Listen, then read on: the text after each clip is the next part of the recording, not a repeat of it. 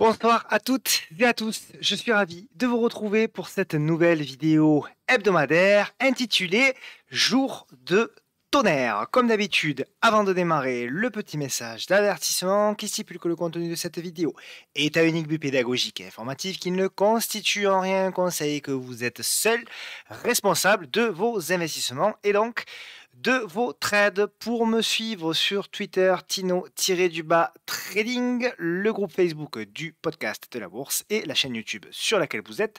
Vous pouvez vous abonner et surtout activer la clochette afin de recevoir une notification dès lors qu'une nouvelle vidéo est publiée. Pour celles et ceux qui veulent aller un petit peu plus loin en termes d'accompagnement, nous proposons salon, formation et coaching sur le site pepitortrade.com.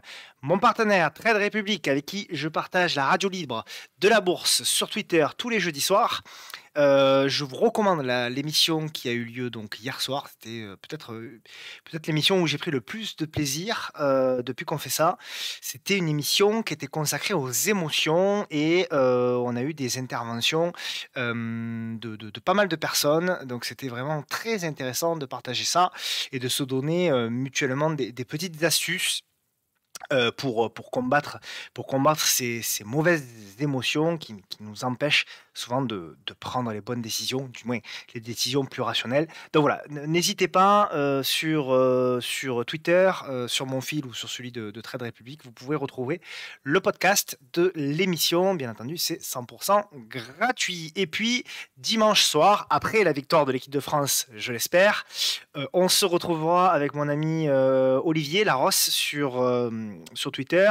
On se retrouvera chez Denis dans l'émission de Pipitor en live. Donc vous pourrez également nous poser vos questions. Donc on abordera les secteurs et les actions qui, pour nous, surperformeront en 2023. Donc l'objectif de cette émission, c'est de faire un peu le bilan de cette année et surtout de se projeter sur l'année prochaine pour mettre en place un certain nombre de scénarios. Donc voilà, si vous voulez des petites idées, des petites choses à gratter pour préparer vos plans pour l'année prochaine, vos plans d'investissement pour l'année prochaine, n'hésitez pas à nous rejoindre. C'est à 20h30 dimanche soir sur la chaîne YouTube de Pepitor.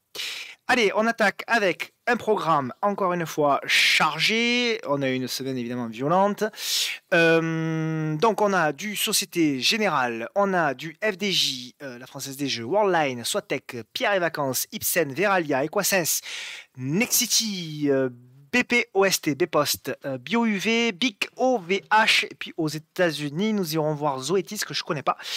Moderna, Mulen, Automobile et Google, bien évidemment, comme d'habitude. Merci encore 1000 fois. La semaine dernière, vous avez été très très nombreux à retweeter sur Twitter donc comment dirais-je, le post de la vidéo. Vous êtes très nombreux à liker, à mettre des commentaires, etc. Ça aide beaucoup la chaîne. Et puis au-delà du fait que ça aide la chaîne, très franchement, quand on voit que voilà, les gens on partage du contenu gratuit et les gens qui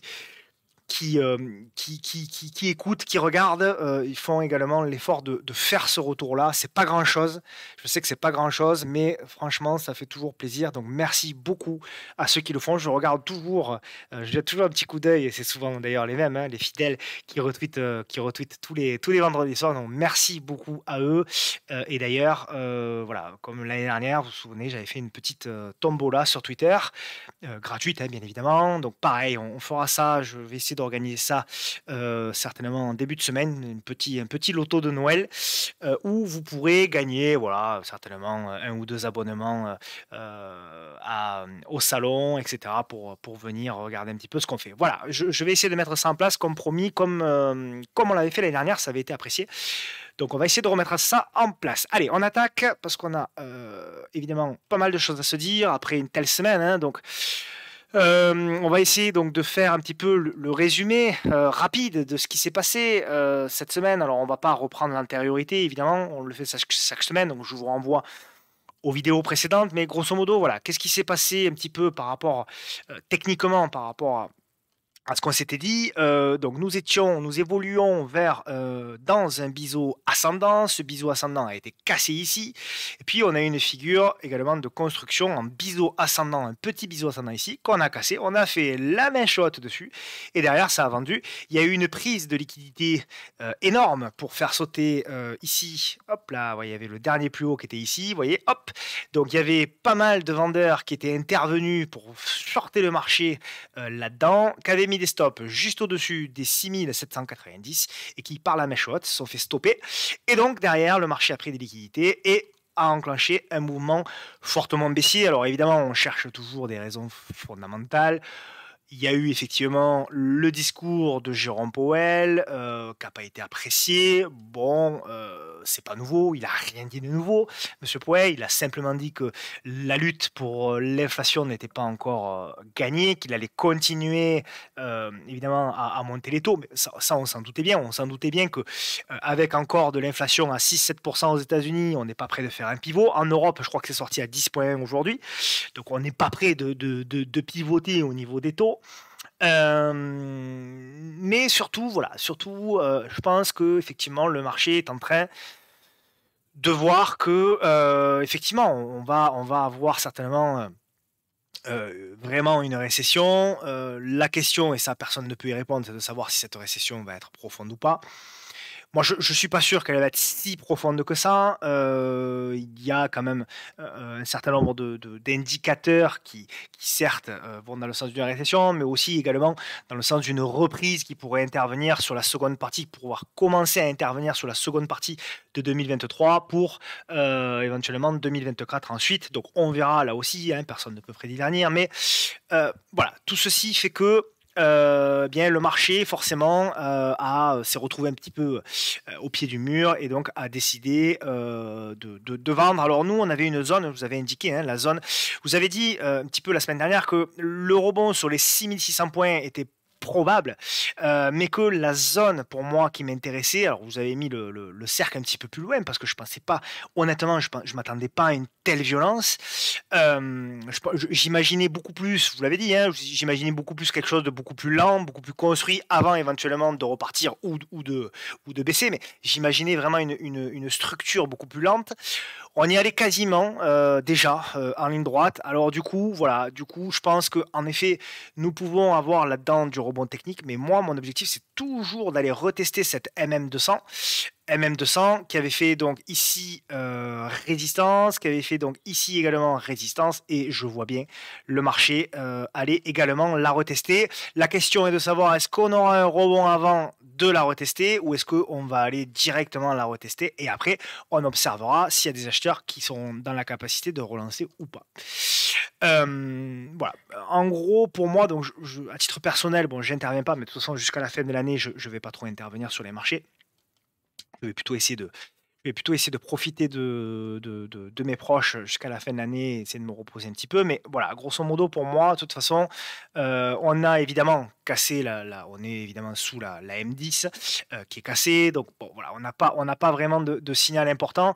Ce que je vais vraiment attendre, c'est cette zone, voilà, entre 6300, 6400 points. C'est vraiment la zone que je vous avais indiquée. C'est la zone pour moi qui sépare les acheteurs et les vendeurs à moyen terme, voilà, qui est en même temps le point de passage à la M200. C'est cette zone qui va nous dire est-ce que vraiment le marché s'est retourné à moyen long terme, c'est-à-dire est-ce que vraiment le marché va être dans la capacité de construire et ensuite de relancer. Et là, on pourra se dire qu'en effet, on a potentiellement fait les plus bas. Ou alors, cette zone ne tiendra pas. Et là, au contraire, on enfoncera cette zone, on reviendra faire le pullback ici, on congestionnera ici et on réintégrera la zone ici de la résistance oblique baissière. Et là, on pourra dire que là, ça sent pas très bon et on commencera à reparler à nouveau des 5600 et éventuellement plus bas. Mais c'est encore beaucoup trop tôt. Voilà, ce que je veux dire, c'est que c'est encore beaucoup trop tôt. Je vois beaucoup c'est la fin du monde, etc. Quand on prend un petit peu de recul, pour ceux qui apprécient les retracements de Fibonacci, on n'a même pas retracé encore 38,2% de la hausse. Donc vraiment, voilà, pour moi, voilà, c'est vraiment cette zone, voilà, entre les 38,2 et les 50, grosso modo, c'est vraiment cette zone où je pense qu'il y aura quand même une réaction. S'il n'y en a pas là, bon, ben là, effectivement, c'est que là, c'est qu'on ira beaucoup plus bas. Mais je vois mal le marché, je vois mal les opérateurs. Si on va dans cette zone, je les vois mal ne pas tenter au moins quelque chose pour un rebond technique. Voilà. Donc voilà mon idée un petit peu sur le CAC 40. Là où c'est un peu plus décevant, c'est sur les small. C'est sur les small qui avaient beaucoup de retard, qui ont certes un petit peu rattrapé, mais là, voilà, on avait cette espèce d'expanding, hein, c'est une figure de continuation baissière, mais on voit que voilà, on l'a cassé par le bas.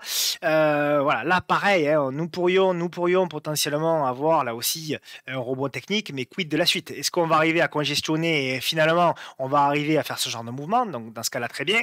Mais à contrario, si on fait le pullback et que tout de suite on rebaisse, alors là, il faudra faire attention et on reparlera de ma zone voilà, où j'ai mis l'alarme depuis des mois et des mois d'ailleurs. Où moi, voilà, moi à titre personnel, si on y va, c'est pas gagné encore, mais si on y va, voilà, sous les 10 000 points sur le CAC Small, moi c'est une zone que je mettrai à profit sans hésiter une seule seconde. Je mettrai à profit pour mon portefeuille long terme. J'achèterai notamment un tracker small, hein. J'hésiterai pas pour viser une perte de la performance pour les 3, 4, 5, 6 prochaines années. Voilà. Pour moi, c'est encore un petit peu, voilà, c'est pas mal, on a bien retracé, mais c'est pas une opportunité long terme. Pour moi, voilà, vraiment, si on vient à revenir ici, qu'on a un drawdown de 35% sur les small, qu'on revient sur les niveaux ici de 2018, de 2020, ici de 2016, etc. Vous l'avez indiqué, ça fait longtemps, hein, je vous la montre, cette zone, hein, pour ceux qui me suivent régulièrement, vous la connaissez. Cette zone-là, voilà, c'est une zone pour moi, si on y va, qui sera mise à profit sans aucun problème. Et je pense même honnêtement que je rentrerai en une fois sur cette zone-là. Voilà, peut-être pas en une fois, peut-être on va dire à 80%. Et je me garderai un petit reliquat au cas où si on fait une extension. Mais grosso modo, voilà, c'est la zone où je rentrerai moi pour mon portefeuille long terme. Sur action. Voilà. Donc on va passer maintenant aux actions avec les bancaires qui ont bien tenu, hein, qui ont bien résisté malgré la tempête, notamment Société Générale. Bon, alors bon, la config elle n'est pas exceptionnelle, hein, Société Générale, la config elle n'est pas exceptionnelle. On avait une grosse baisse, on a fait une figure un petit peu on est toujours dedans, hein, une figure de consolidation correction. On a fait une tentative ici de cassure par le haut, mais malheureusement c'est un échec. On est repassé dans la figure, on repasse sous la M200, donc on tente de résister, on fait du rebond technique, mais voilà, ça reste là aussi du rebond technique. Et la zone qui pourrait éventuellement moi m'intéresser sur Société Générale, c'est si on venait ici à rejoindre le bas de la figure et à congestionner. Et à ce moment-là, oui, je tenterai probablement quelque chose pour aller jouer le haut de la figure et éventuellement le passage, etc. A contrario, comme d'habitude, hein, contrario, si on casse la zone et qu'on recasse et tout ça, alors là, ce sera très très grave. Et là, il y aura de sérieux problèmes. Mais bon, on n'en est pas là. Là aussi, inutile d'anticiper. Moi, mon rôle, c'est toujours le même. Mon objectif, c'est toujours le même. C'est de vous indiquer voilà, les zones, hop là, les zones potentielles d'intervention. Si on y va, premièrement, et si, deuxièmement, on nous offre une porte d'entrée. Qu'est-ce que c'est une porte d'entrée? Je le rappelle, c'est une réduction de la volatilité, c'est un signal technique, c'est etc., etc., etc., comme d'habitude. FDJ qui a fait un super parcours, hein. FDJ, alors nous on l'avait traité sur le salon, on l'avait traité tout en bas. On avait fait un truc pas trop mal. C'était fin octobre, ouais c'est ça, fin octobre. Il s'en est passé hein, des choses depuis fin octobre. Donc elle a cassé l'oblique, elle a accéléré, etc. Donc là voilà, on a potentiellement voilà, on casse. Alors regardez un petit peu là aussi la perfection, hein. C'est ce que je vous indique tout le temps, hein. Voilà, quand il y a un trend comme ça, n'hésitez pas à remonter les stops sous votre moyenne mobile 10 jours. D'accord? Donc là, vous voyez par exemple, vous avez la moyenne mobile 10, même là, hop, elle est ici, donc vous mettez le stop, voilà, légèrement, toujours légèrement dessous. Voilà. Et vous accompagnez votre mouvement sous la moyenne mobile à 10 jours à chaque fois. Et là, normalement, si vous l'avez fait, eh bien, vous êtes out sur FDJ. Donc, on a un signal vendeur. Alors, c'est un petit signal, hein, c'est un signal court terme. On a un signal vendeur. On a la mise en place potentielle d'une d'une résistance oblique. Donc on verra, il y a des zones, voilà, on verra où c'est que potentiellement elle va s'arrêter. Il y a effectivement des zones, il y a la grosse zone est ici, d'accord? La très grosse zone est ici, donc on verra effectivement si on a l'opportunité, en effet, c'est pas dit, hein, c'est juste on prépare des plans. Si on a l'opportunité d'avoir quelque chose comme ça, qu'on arrive sur cette zone-là et qu'on fait une petite congestion, à ce moment-là, on tentera, comme d'habitude, un achat avec stop sous la figure pour jouer la relance et jouer à nouveau de nouveau plus haut. Voilà. Contrario, si on repasse, donc ce sera en même temps le point de passage, je pense, avec la M200. A contrario, voilà, si on lâche cette zone, pour moi, c'est un petit peu la zone qui sépare les acheteurs et les vendeurs à moyen terme. Si on repasse sur FDJ sous les 35, là, ce sera un petit peu plus délicat et là, on commencera à parler de fin de hausse, etc.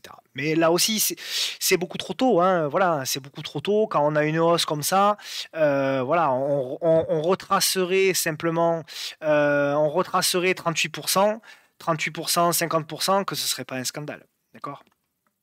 Et que ce serait vu très certainement comme une opportunité d'achat. Worldline, alors là par contre Worldline ça fait partie des déceptions clairement. Alors moi c'est une valeur que j'aime beaucoup, que je traite pas mal, mais je dois bien avouer que c'est une grosse déception Worldline, parce que la figure, la construction qu'elle faisait, Worldline, était très très intéressante.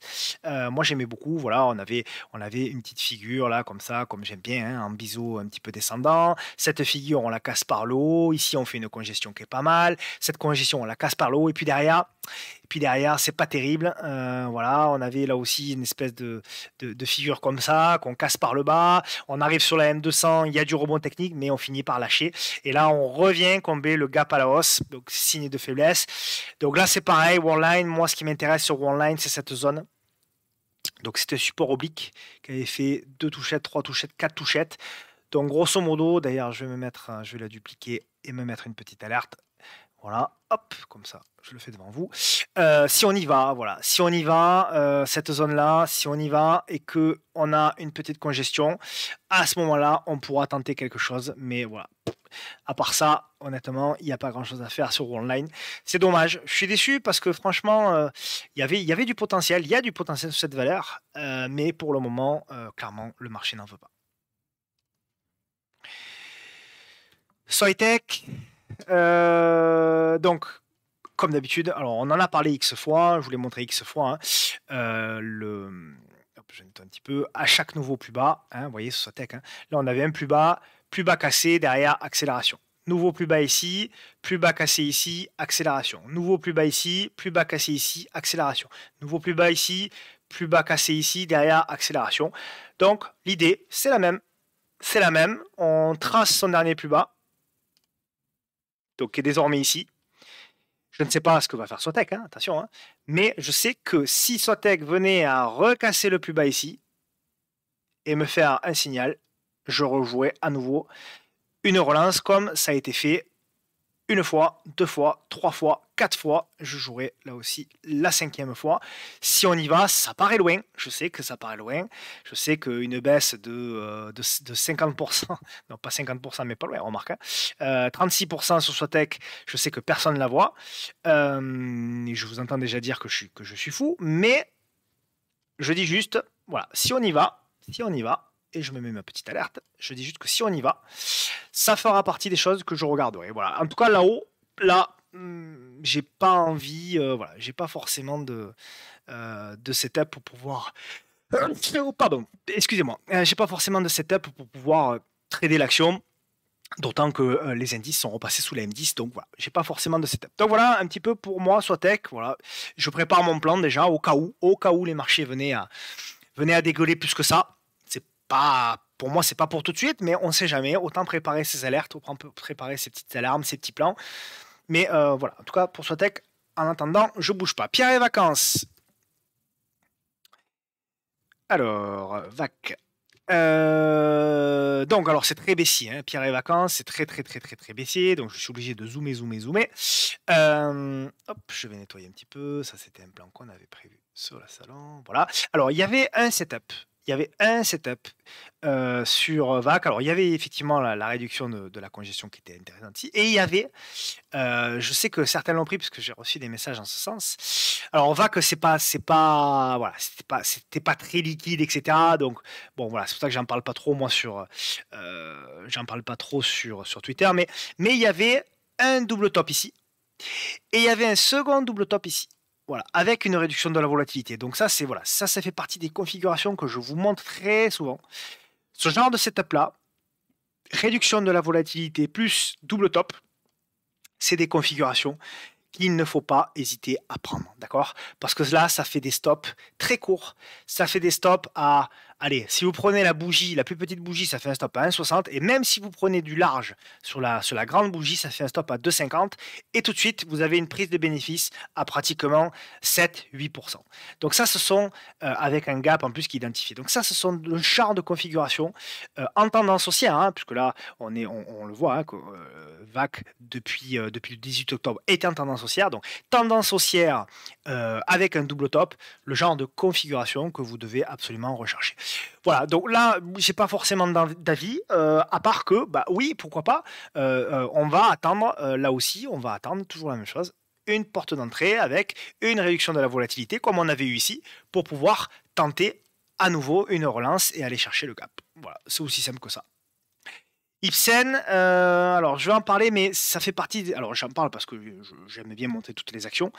Mais voilà, alors fondamentalement, c'est pas mal. Moi, je l'avais pas mal tradé. C'était beaucoup plus. Ouais, c'était toute cette période-là. Je l'avais pas mal tradé, voilà, 2016, etc. Également 2020, toute cette période-là qui était vraiment pas mal. On avait, vous voyez, c'était un graphe beaucoup plus limpide. Là, c'est un graphe beaucoup plus haché, beaucoup plus volatile, beaucoup plus nerveux. Il y a des grosses mèches, il y a des grosses bougies. Donc voilà, il n'y a pas de directionnel très clair. Donc voilà, je dis pas qu'il faut pas la trader. Je dis que moi, je n'ai pas la compétence voilà, pour pouvoir le faire. On a potentiellement, effectivement, ici un petit support oblique, donc à voir si il y aura un appui voilà, à proximité des 80, 96. Mais voilà, c'est pas forcément un graphe hyper lisible. Voilà, est-ce qu'on est en train de construire une figure? C'est possible. Mais voilà, c'est très haché. C'est pas propre. Voilà, ça fait pas partie des graphes qui sont plaisants à trader pour moi. Même si potentiellement c'est une belle valeur, etc., etc., ça fait pas partie des graphes qui sont faciles à trader pour moi. Donc, je la regarde quasiment plus, Ipsen, pour être tout à fait honnête, même si c'est une valeur que j'apprécie, mais je la regarde plus parce que pour moi, elle est devenue trop difficile à trader. Voilà. Mais voilà, tant qu'on est au-dessus de cette oblique-là, oui, effectivement, si on a un repli sur les 96, pourquoi pas tenter quelque chose. Voilà, si vous avez un petit signal qui se déclenche là-dedans, pourquoi pas tenter quelque chose pour aller chercher ici le comblement du gap. Hein, il y a un petit gap qui a été ouvert ici. Tac. Voilà, pour aller chercher le comblement du gap ici. Voilà, à l'entrée du gap, hein, aux alentours des 105, le comblement 107. Et si ça passe, alors si ça passe, et bien à ce moment-là, on tentera la relance. Voilà. Donc éventuellement, je vois qu'un point d'achat sur Ipsen aux alentours des 96 si on a un signal d'achat. Veralia, alors c'est très simple, Veralia pour moi c'est rare. J'aime pas les ranges, moi je trouve que les ranges c'est jamais. Mais là pour moi c'est un range long terme effectivement sur Veralia. Voilà, on a un prix depuis 2020 qui évolue entre les on va dire 33 et les on va dire 20. Donc plutôt à l'achat sur le bas de range. Hop là, voilà, plutôt à l'achat ici sur le bas de range. Voilà. Et donc plutôt à la vente sur le haut du range. Donc attention, pour ceux qui en ont, voilà, on a déjà fait un beau parcours. Il n'y a pas de signal vendeur encore, d'accord? Donc on est toujours au-dessus de la M10, d'accord? Qui semble s'aplatir certes, mais on est toujours au-dessus de la M10. Et je dirais qu'à moyen terme, tant qu'on tient même cette zone ici, c'est-à-dire la zone des 29 euros, j'ai pas vraiment, voilà, c'est une grosse zone hein, qui avait fait donc, hop là, voilà, qui avait fait donc support ici, qui a été cassé. On est venu faire le pullback, on l'a cassé et éventuellement, s'il y a un repli, Voilà, pour ceux qui sont dedans, bon, ils peuvent être moyen terme jusqu'au 29. Ceux qui ne sont pas dedans, effectivement, si on a un repli là-dedans et qu'on a éventuellement un signal pour jouer la continuation et aller chercher les 33, d'accord, avec un signal là-dedans. Ça peut être pas mal. Equasense. Alors, Equasense, c'était Pharmagest. Je cherchais le nom. C'était Pharmagest à l'époque. Enfin, à l'époque, c'était pas il y a si longtemps que ça. Mais on oublie vite. Donc, Pharmagest, j'en avais parlé sur la possibilité de revenir tester effectivement le support oblique qui avait fait une fois support et désormais qui fait résistance. Il fait doublement résistance puisqu'on a sur la tête la MM200. Donc voilà, pour le moment, c'est pas terrible. On a la M10 jour qui se retourne. Donc voilà, c'est bof. On a un premier niveau de support si on y va qui est ici. Mais là où moi je serais potentiellement intéressé, c'est voilà, si on arrive ici à... Hop là. Voilà, si on arrive, je vais prendre une... Hop là, voilà. Si on arrive à faire un repli sur cette zone-là et à déclencher un petit signal. Voilà, on avait fait une touchette ici, une touchette là. Donc moi, potentiellement, j'aimerais beaucoup une touchette. Voilà, ce sera à peu près par là. Ou même avant d'ailleurs, j'en sais rien, peu importe. Mais vous avez compris l'idée. L'idée, c'est de se dire, voilà, l'idée de venir ici pour aller chercher de nouveau une tendance haussière. Donc on verra, il y a une grosse zone ici, on verra si on ira en ligne droite ou pas, mais l'idée, voilà, l'idée grosso modo sur Equasense, c'est que j'achèterai plutôt à proximité du support ici, du support oblique long terme. Nexity, qui a fait un joli rebond, hein. Nexity, très très beau rebond là aussi. Ça reste une tendance baissière, hein. Ne nous y trompons pas. Ça reste une tendance baissière, Nexity, même à 24 euros. Elle a rebondi, elle bloque sur la M200. Un peu dans l'idée de Swatech tout à l'heure. Chaque nouveau plus bas, je suis acheteur. Voilà, chaque nouveau plus bas sur Nexity. Donc je vais même mettre mon alerte voilà, sous le nouveau plus bas ici. L'idée c'est que voilà, à proximité de ce support oblique baissier, si toutefois, c'est pas fait encore, hein, sur Nexity, on a quand même une belle zone à défendre qui est ici. Hein. Sur Nexity, tant qu'on est au-dessus de cette zone, donc tant qu'on est au-dessus des 22 jusqu'à 23 et quelques, c'est haussier court terme, d'accord. L'AMD, elle a lâché aujourd'hui d'ailleurs, donc ça c'est plutôt le côté moins bien, mais voilà. L'idée quand même c'est qu'on pourrait très bien jouer du pullback, une congestion pour relancer, d'accord. Donc ça peut être une première opportunité d'achat, hein, potentiellement, si on a un signal qui se déclenche là-dedans. La deuxième opportunité d'achat, c'est si effectivement on revient, si ce pullback-là venait à ne pas tenir et qu'on venait à lâcher. Et là, effectivement, si on revient dans cette zone-là, qu'on vient à me faire un petit signal, à ce moment-là, effectivement, on pourra tenter de trader le titre avec un stop très court, avec un ratio gain-risque très élevé, au même titre qu'on pouvait le faire ici, on pouvait le faire ici, on pouvait le faire ici, on pouvait le faire là. D'accord.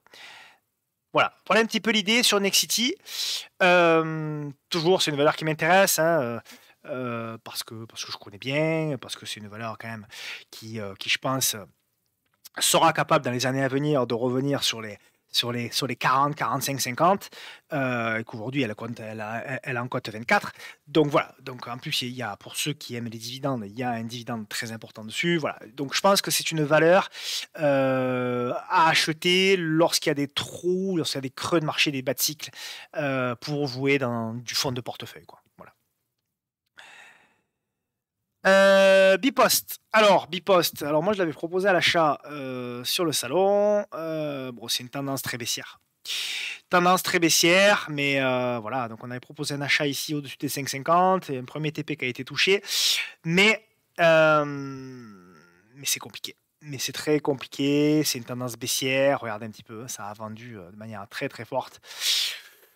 Il n'y a pas grand-chose à faire. Honnêtement, là, c'est de la tendance très baissière, c'est du trading, c'est compliqué, c'est une valeur qui a beaucoup souffert.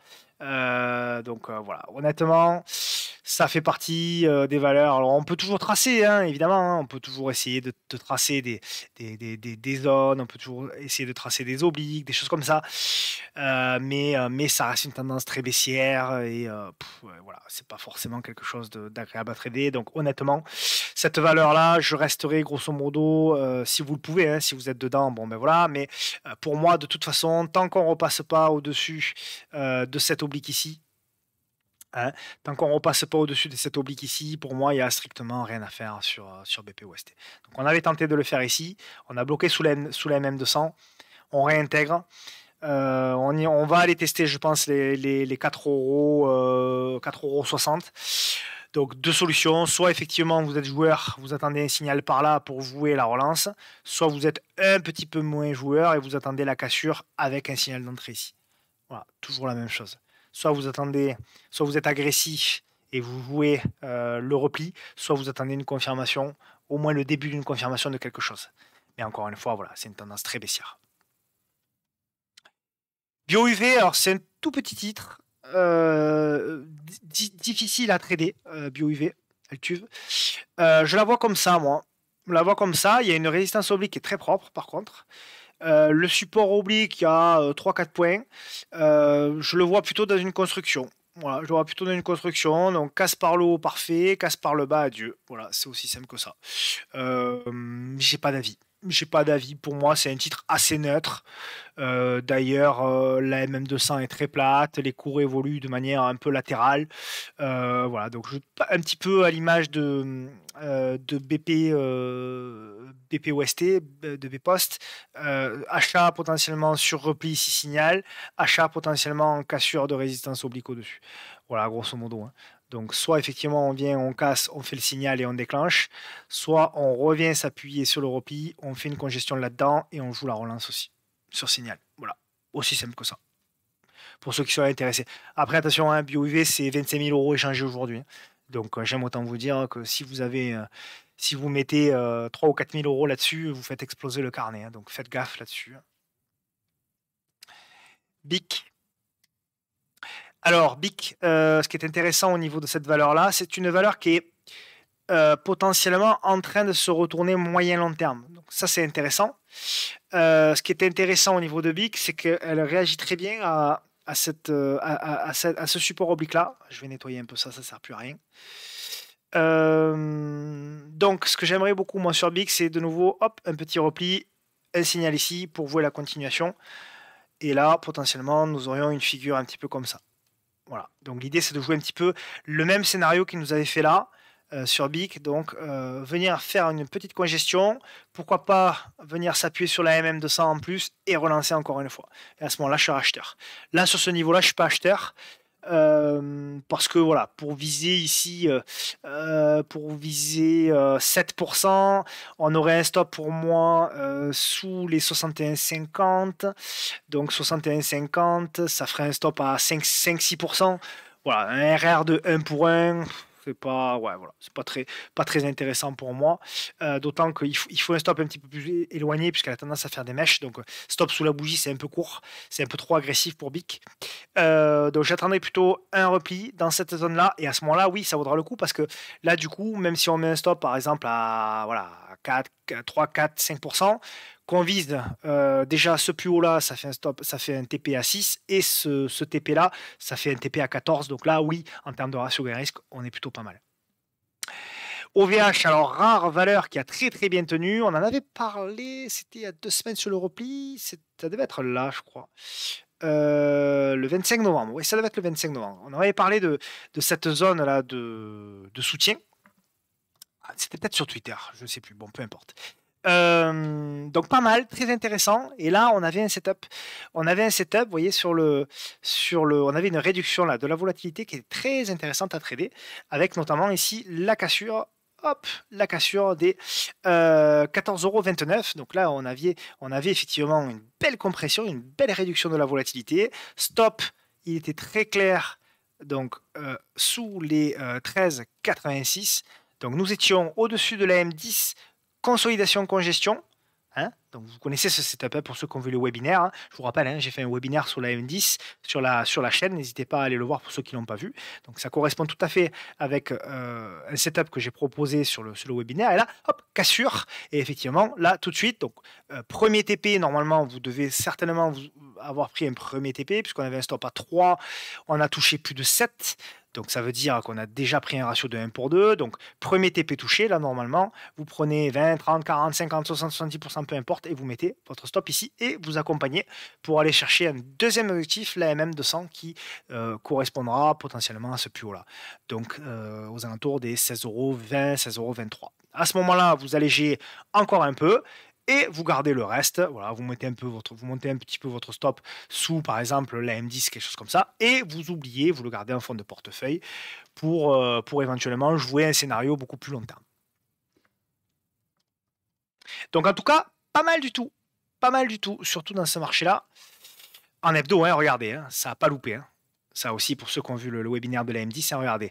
On est sous la M10 et surtout la M10 hebdomadaire est rouge. Rouge, rouge, rouge, rouge, rouge, rouge, rouge, rouge, rouge, rouge. À partir du moment où elle passe bleue, on cherche à trader là-dedans. On cherche à trader les replis, les congestions en unité de temps journalière. Et là, nous en avions une ici, nous avions une ici, etc.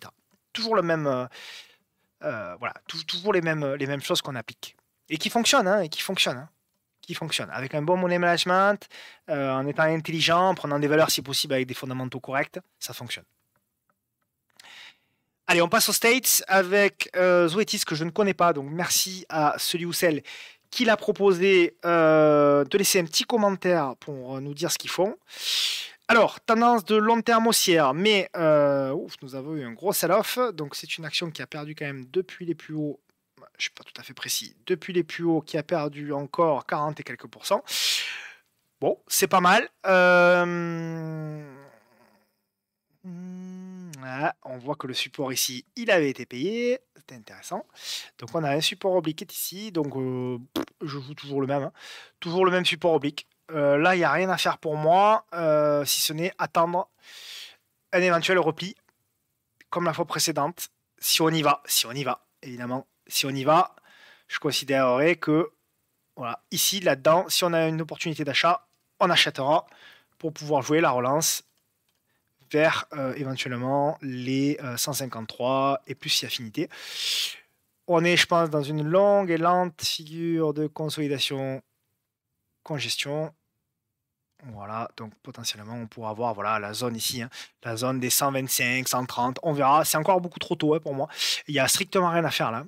Là, il n'y a strictement rien à faire, il n'y a aucun signal, voilà, ça reste baissier, on est sous la M10 jour, on casse la M10 hebdomadaire, donc pour moi, il n'y a strictement rien à faire. Voilà, cette zone-là, potentiellement, on verra si s'il y a quelque chose à faire là-dedans, grosso modo. Ouais, celle-ci ou même celle-ci. Bon, on verra ce que le marché veut bien voir. Hein. Voilà, grosso modo, ouais. C'est cette zone, moi, qui m'intéressera. Ouais, 125 jusqu'à 135. Moderna. Alors, Moderna, je crois qu'elle est revenue sur un ancien support oblique. Ouais, c'est ça. Donc, nous avions sur Moderna un support oblique qui était ici. Et puis voilà, on le travaille, on revient faire des pullbacks dessus, ici, alors c'est pas très propre, hein. Ici, mais pour moi, voilà, c'est bon, c'est une tendance quand même qui reste haussière, ça reste haussier tant qu'on reste ici au-dessus des 184, 189 $, mais à contrario, si on repasse en dessous, il faudra se méfier. Il n'y a rien à faire, elle est pas... Il n'y a pas vraiment de setup pour ce titre-là. Voilà, bon, c'est une tendance plutôt neutre. Voilà, pour moi, on a une baisse et on fait là aussi, hein, ça ressemble quand même beaucoup à un expanding. Hein, ça ressemble beaucoup à un expanding. Un expanding, c'est une figure de continuation. Hein. C'est-à-dire qu'en fait, un expanding, c'est on a la baisse. Donc, on a ici voilà, une figure comme ça avant ce genre de choses. Voilà. Et ça, cette figure-là, ce qu'on appelle un expanding. C'est le contraire l'inverse, entre guillemets, d'un biseau. Là, c'est un petit peu ce qu'on est en train de faire. Donc voilà, à chaque nouveau plus haut, il faut faire gaffe. Mais voilà, tant qu'on est au-dessus des 183, il n'y a pas le feu, quoi. Voilà, en gros, c'est ça l'idée. Mais je suis pas acheteur. Le graphe me plaît pas plus que ça. En plus, Moderna, ça me plaît pas. Mulen. Alors là, c'est spéculatif, ça, attention, hein. Là, c'est du trading. Donc je vais être obligé de zoomer, hein, à mort. C'est le cybergun américain, sans le pistolet. Et du coup, ce qui était intéressant, par contre, pour du trading, hein, c'est que nous avions effectivement ici une belle réduction de la volatilité, très très belle réduction de la volatilité. Et il me semble avoir vu un petit, oh oui, un petit double top ici qui a été cassé. Là, double top ici qui a été cassé derrière accélération. Voilà, bon, là, il n'y a plus rien à faire, hein, c'est fini. Hein. C'est fini. Il y a trop de volatilité. Alors après, il faut rentrer dans les unités de temps inférieures, etc. etc. Hein. Mais grosso modo, l'idée, c'est voilà, maintenant, attendre encore une réduction de la volatilité. Si toutefois, on a une toute petite bougie qui apparaît, on peut jouer une continuation vers le haut. Mais pour moi, voilà, il faut attendre une construction, une congestion, quelque chose comme ça qui devrait avoir lieu par là. Voilà. Mais là, ouais, il y avait un truc à faire, là, par contre. C'est vrai que là, il y avait une superbe réduction de la volatilité. Ça faisait un stop à combien, ça? Ça faisait un stop à 10%. Ouais. Ça reste les États-Unis. Mais par contre, ça faisait un gain de 95%. Un truc de fou. C'est vrai que ces Américains, ils sont quand même très très forts. Donc voilà, grosso modo l'idée. Mais bon, c'est pas si moche, hein, en termes de retournement. Il y a beaucoup de boulot encore. Mais ouais, la figure, on tente de faire quelque chose. On voit quand même que la M200 est en train de s'aplatir. On voit que voilà, ça reste du trading, ça reste dangereux. La boîte, je suis pas sûr que ce soit une boîte extraordinaire, mais en tout cas, voilà, pour ceux qui y croient, pourquoi pas trader le titre dans cette zone-là. Par contre, attention, hein, si on repasse au-dessus des 0,15, là, pour moi, c'est terminé. En dessous, par contre, hein, vous avez compris, hein, en dessous des 0,15, pour moi, c'est terminé. Et puis, on va terminer par Google. On ira voir Apple quand même, juste à la fin. Google, bah, c'est pas Jojo, hein, Google, moi, je l'attends toujours plus bas. Je l'attends toujours plus bas depuis le départ. J'ai cette oblique ici. D'ailleurs, je vais me mettre là aussi une petite alerte parce que ça m'intéressera. Par là. Je la vois construire, je la vois au milieu d'une figure de construction moyen-long terme. Donc je serais intéressé si on fait un nouveau plus bas, comme d'ailleurs sur le Nasdaq. Hein. Sur le Nasdaq, moi je serais intéressé si on fait un nouveau plus bas et si on construit là-dedans pour pouvoir jouer effectivement le retournement. Mais là sur ces niveaux-là, non seulement techniquement, enfin, les zones de prix ne m'intéressent pas. Et surtout, secondo, j'ai pas de signal. Il n'y a absolument rien. C'est toujours la même chose. Vous avez pour moi, deux hypothèses pour acheter une action. Soit une action vient dans une zone de prix qui vous intéresse, parce que vous avez jugé que cette zone de prix, c'est une zone de support mensuel, hebdomadaire, que fondamentalement, c'est cette zone-là qui est une zone de prix intéressante, peu importe. Soit vous attendez un signal technique de reprise. Et là, en termes de zone, bah, ça ne correspond pas à grand-chose. Ouais, il y a une petite zone marquée ici, mais en fait, ça ne correspond pas à grand-chose. Et en termes de signal technique, bah, il n'y a rien. Il n'y a rien. On est sous la M10 qui descend. On est plutôt sur une action qui est en train de repartir à la baisse. Donc là, moi, en tout cas, techniquement, j'ai pas de signal. Et puis donc, on va terminer par notre ami Apple. Apple qui revient sur des niveaux. Il commence à y avoir le feu un peu. Hein. Il commence à y avoir le feu à force. Hein. Donc on revient encore sur le support qu'on avait indiqué. Donc vous avez indiqué ici que nous étions dans une congestion. Et vous avez dit, voilà, casse par le haut, on relance. Casse par le bas. On relance pas, et même plutôt on est en danger. Donc là on est sur le bas de la figure. Voilà, on est sur le bas de la figure. On l'a pas encore cassé, d'accord. Il n'y a pas le feu encore. Il faut pas non plus crier que c'est la fin du monde tout de suite. On est en train de travailler la zone. Il y a des acheteurs qui se présentent. Mais oui, concrètement, on est en train de jouer avec le feu sur Apple. Et quand on sait la pondération d'Apple dans le Nasdaq, forcément, ça fait un petit peu peur.